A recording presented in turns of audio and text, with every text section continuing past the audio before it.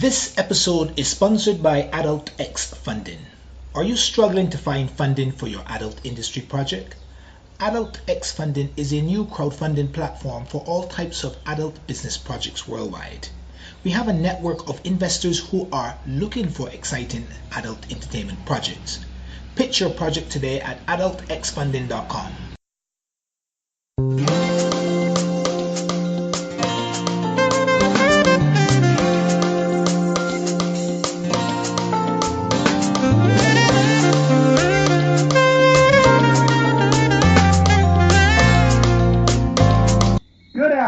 Good morning, good evening, everyone. This is Chris Bacos. I'm your host for the brand new show, Fetish Talk. This is my show on the Adult Industry Association podcast. And my first guest today is the producer of the show, Charlie Spice. He's the head honcho / creator of the Adult Industry Association. He allowed me to create the show, Fetish Talk, which is a half-hour show dedicated weekly to the global scene of BDSM fetish kink, where I'm going to have guests come on, I chat with them, ask them about their backgrounds, they ask me some questions, so you know how it is. Well, anyway, Charlie, how are you doing today? Why, thank you very much, Chris. It's a pleasure to be on your show. It's actually a funny feeling to be a guest on the show that I'm producing. So it's interesting, but I'm very happy to be here. Thank you very much. And it's going to be a very exciting discussion. I'm glad that you came up with a wonderful idea of doing the Fetish Talk. I think you're going to have massive success, and as you know better than I do, that the fetish lifestyle world is huge. So many people will want to come on your show. It's going to be great. Thank you. You're welcome. So anyway, Charlie, tell me about yourself. When did you create the Adult Industry Association? I actually started the association about maybe 2 years ago. I thought that it was the right time. It had always been an ambition of mine to have an international association for the industry that I was part of for so many years. And 2 years ago, I got the opportunity to get it started, and I had actually hired someone to run to head up the organization. But timing was bad for that individual, and for a number of reasons, we had to put it on the back burner. So I dismantled the website, but I kept the Facebook group going. And over that period of time, it had amassed, I think, 12 or 1,300 followers or members of that Facebook group, and there was a lot of activity. And recently, I decided it was time for me to relaunch it. But this time I was going to spearhead it, and I launched it again in October. But there's a bit of a I gotta give you some more background. I was using the charliespice.com website because I had what was known and still is the Charlie Spice experience. Now, the charliespice.com domain was never really used a lot by my clients because they were so high profile and they did not really want any presence online. So it was just a showpiece. Most of my contact was via phone or via Skype to make bookings for my clients who were all over the world. And that is for my VIP concierge service for adult entertainment. So what I did was I converted that charliespice.com site, which was started back in 1998, I believe, and that then became the Adult Industry Association.org, which is what we have today. I see. Okay, well, you answered my question. You said your clients, so you're a concierge for VIPs in the industry. Now, you're based in Barbados, right? Yes, I'm based between Barbados and London. I'm actually from Barbados originally, but I have a home in London as well. I see. Okay, well, you mentioned London, so I've known there's a lot of controversy lately about the status of the adult entertainment industry in the UK. Now, what are some of the legalities that people have to face if they want to go work there, if they're not just if they're not a British citizen, but what do they have to watch out for and make sure that they don't upset the powers that be? The adult entertainment industry is quite vibrant, quite busy in the UK. I remember about 10, 15 years ago, there was a survey done, and there were over 350,000 escorts and dancers and strippers in London alone. And then when, of course, the the EU came into existence, many of the Eastern European girls had the right to come into the UK and reside and work. So that barrier, that what should I say, that iron curtain came down, and there was a massive influx. Now there is a bit. I'm going to have to do a bit of research, but I know that the law in the UK, to some extent, it is legal to let's say to prostitute oneself is legal in the UK, but to prostitute another is not. And then there's some issue with clients solicited and so forth. So it's a bit of an they say the law is an ass at times, and the law is a bit of an ass in the UK, where it is done in such a way that it's one has to really be very careful. But it does exist, and it's quite widespread in the UK. Oh, of course. Well, I do know that for many years the commercial BDSM profession was illegal in the United Kingdom. I don't know what the status is now, but I'm going to have to do some research. Yeah, so I will have to do some as well. That's quite interesting. I was pretty much upon it years ago, but now it's changed quite a bit. But adult video production, there's no issue with that whatsoever. That is quite a market at the moment in the UK. There's a lot going on there. Okay, well, I'm glad you told me, because for the past few years I've seen issues, or I should say articles online about censorship and production in the United Kingdom, and I'm still learning that myself. So the thing about our industry is that it's a never-ending thing. Everybody in the industry is a work in progress. Yes.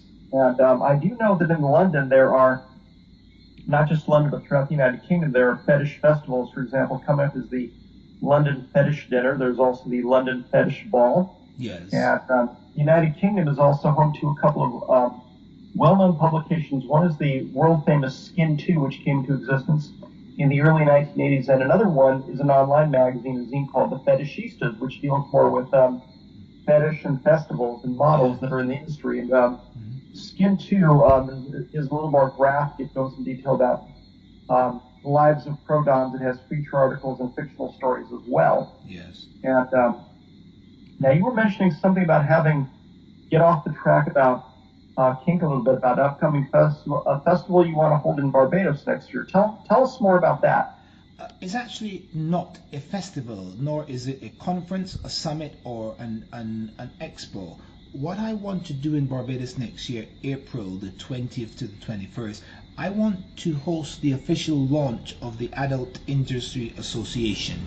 We're going to have 2 days of activities, starting off with a sunset catamaran cruise for people who come into Barbados for the event, as well as locals who are from Barbados, as well as visitors on the island, to help us celebrate the launch. We're going to have also a night out on the town, clubbing and bar hopping to get people in the mood. The next day we're going to have a beach party. We must have a beach party if you're in Barbados, and the beach party will be packed with water sports activities. I'll have 1 or 2 catamaran boats there, as well as speed boats, so that people can have fun on the water. Then it will move towards an international press conference, where we will speak about the association. We would also talk about our plans. We would give the media and press the opportunity to hear everything they want to with regards to doing articles about the association. I will have a live feed where media and press who are unable to attend live in Barbados to still cover the event via a live feed. Now that will culminate into a massive party, which will go on till maybe 4 or 5 in the morning, where we're just going to party the night away, and that will be the close of the 2 days of events. I'm now deciding which individuals to recruit to bring to Barbados as the hostesses of the event. I've got a number of very well-known porn stars or porn performers who have already filled in the application to be part of the event.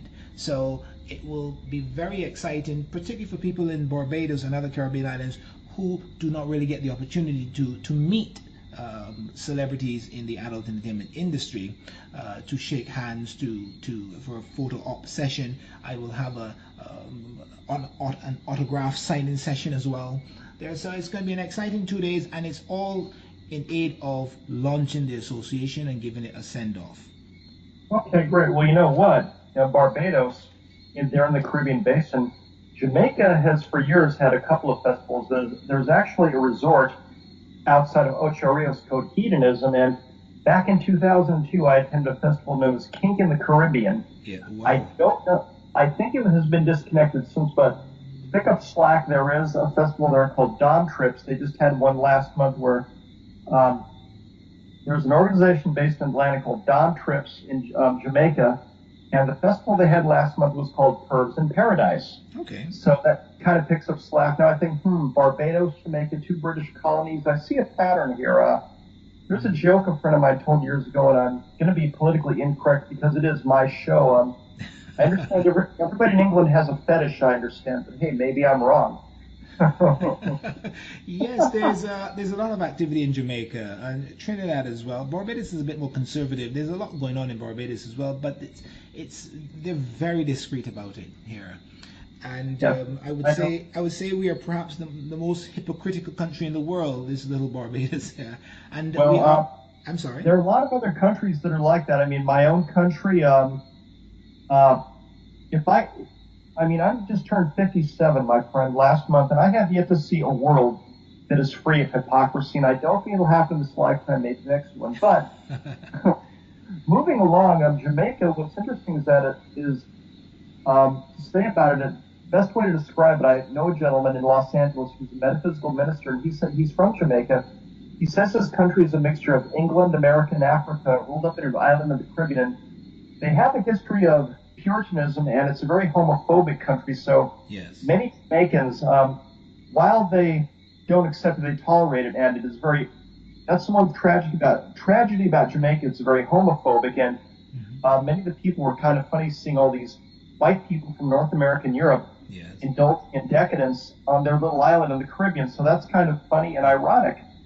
If I may interject here, yes, it is predominantly a homophobic country. However, I've seen a massive shift in the acceptance of the gay community in Jamaica over the years. It's becoming a more liberal society, and there are very active associations for the gay community, and they are very visible.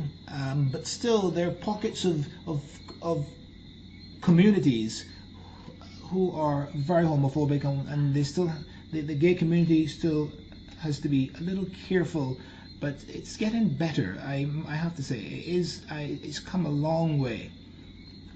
Well, I'm glad you told me that because it seems to me as though for the past several years, although it's been slow, the Anglophone countries are making progress in gay rights, and that would include fetish rights as well. Yes. And getting back to fetish talk, what I hope to have in the future, my plan is I'll be interviewing dominatrices, witches, subs, masters, slaves, video vixens, toy makers, meaning people that make the whips, the clothing, the toys, i.e. the ball gags, the blindfolds, even authors, lecturers, and there are lobbyists as well. Yes. There are many organizations here in this country, the US of A, that look after sexual freedom and the rights of the LGBTQ community, and that's very important. I don't mean to be negative, but in considering this administration we have in Washington, that's very important. But I'm blessed to live in the very liberal blue state of California, where we're ahead of much of the rest of the country. And I also want to tell people more about the festivals that are coming up and people that are planning these festivals. Yes. They're on my show as well. And also from time to time, listeners can call in. They can talk to me. They can talk to my guests, tell them what their fantasies, their fetishes are, their viewpoints. And I'm all ears. Yes. I listen to all viewpoints. And there are no barriers. Nothing is taboo here, and it is adults only. As I said in my first video, which I had on Facebook a couple of weeks, actually it was last week. Yes, okay. Can I pose a question? Sure. Do you have a problem if the show becomes more frequent than once a week? No, not at all. I can try to work out something in my schedule. I'm sure I could do something, but I'll have to play it by ear, to be honest with you. Because I suspect that you will have quite a response that will suggest or perhaps dictate that you have it more than once a week because of the demand, which is not a bad thing. It's not a bad thing to have that sort of demand. And also to I have to admit, Chris, I do not know a lot about the fetish world.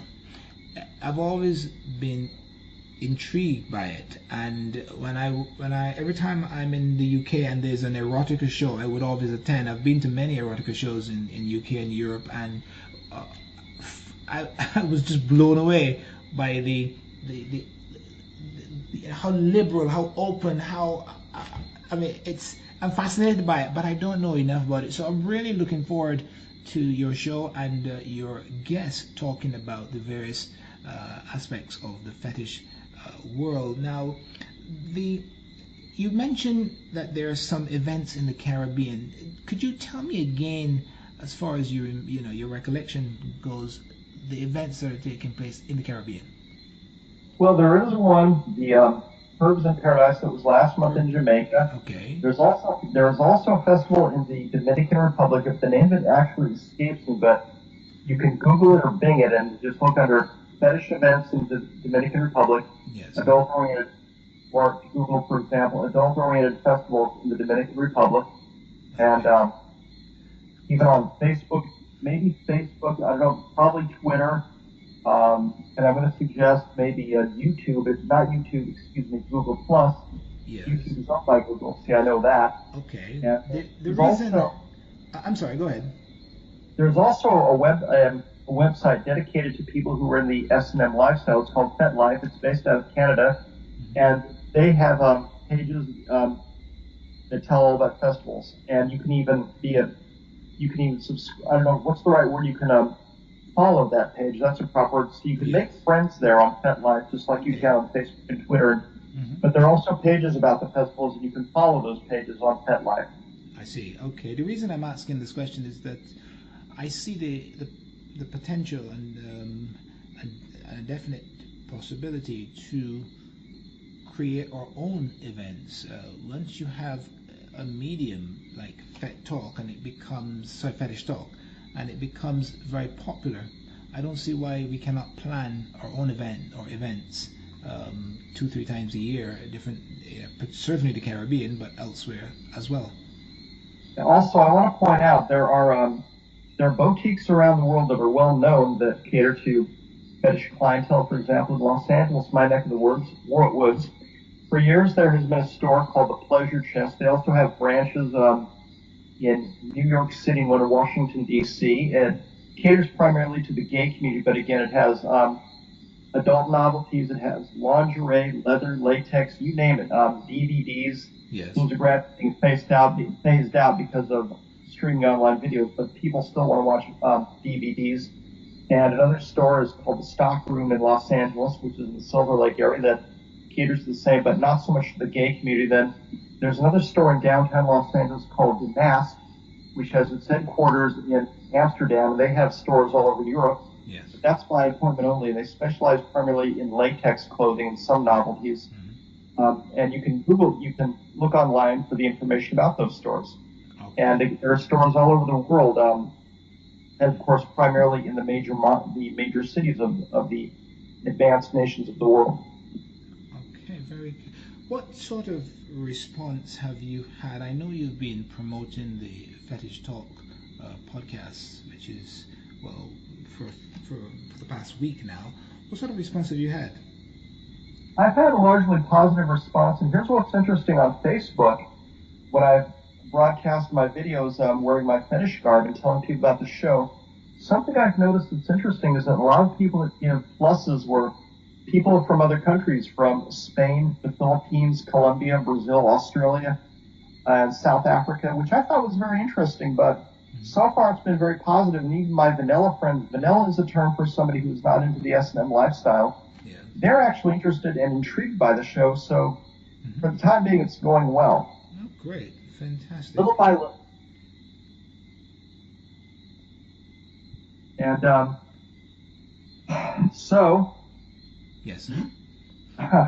we have what else I was going to say was that I'm also reaching out to people on other websites, social networks such as not only FetLife, but Twitter, Facebook, xbiz.com, FetPros, Okay. I have a Google question. Plus. I have a question. Go ahead.